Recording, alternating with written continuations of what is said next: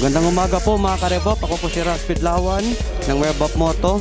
At andito po tayo ngayon sa Tayug, Pangasinan, kung saan meron pong isang Ride for a Cause na hosted by Pangasinan East Riders Club. So yun mga kagulong, panoodin po natin ang mga kaganapan dito ngayon sa Tayug, Pangasinan.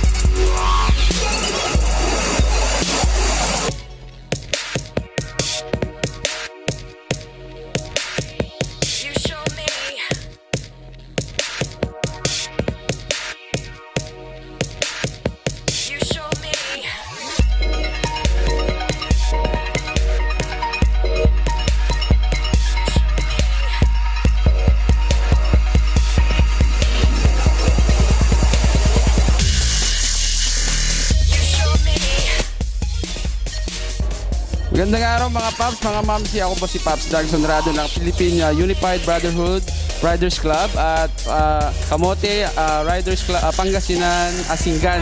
So, ini-invite ko po kayo mga Paps, mga Mamsi na sumuporta sa bawat charity po natin, ng mga kagulong natin kasi ang gandang tumulong. Alam natin yung mga pangangailangan din ng mga nangangailangan talaga. So, inahanyayahan ko po kayo na sumuporta, sumama sa aming mga charities, sa RAP family, sa lahat ng clubs na nandito po ngayon. Salamat po. At ini-invite ko rin po kayo sa darating na July 18 ang aming charity sa Asingan, Pangasinan. Nawa makapunta po sana kayong lahat. Salamat po mga mamsi, mga paps.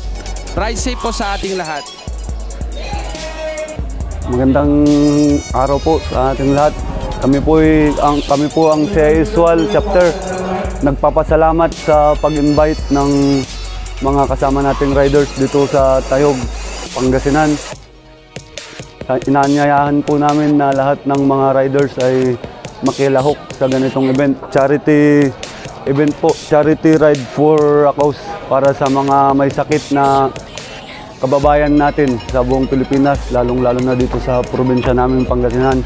Kami po ang CIS, bukal po sa puso namin ng tumulong nang walang hinihinging kapalit para po makatulong lalo ngayon pong panahon ng pandemya. Sa kunting tulong po na inambag namin, malaking halaga po para sa mga tinutulungan namin.